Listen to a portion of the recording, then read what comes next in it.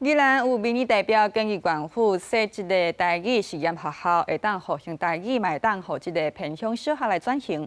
不过县府表示讲即马县内的实验学校这个数量已经真崩，是无法度来办。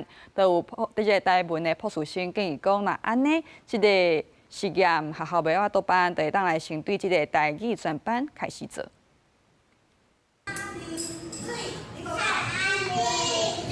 老师用全台语教学上课。宜兰的黎明大溪甲公正国小申请国教署推动进脱式台湾语计划，伫教室是有伊布置台语思维，要用于学生的生活内底。因为我教的都是低年级，那年纪小的小朋友讲台语，对我来说，我觉得很可爱。我自己的孩子，我也是从小让他讲台语。我目前接触到的低年级小朋友对台语的认识是非常少的，甚至完全不会听也不会讲。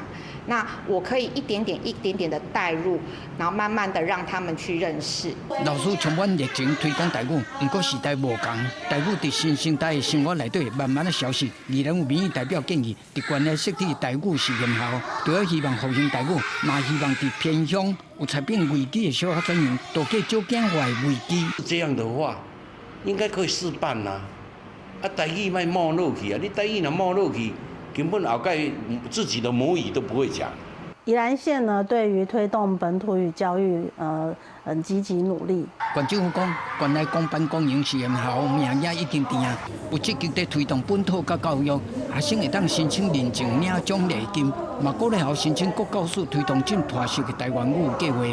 不过，台湾朴树生认为，县内这款推广台语的量能并无够呀。县长若是设置台语实验校有困难，会当先开设专班。记者综合报道。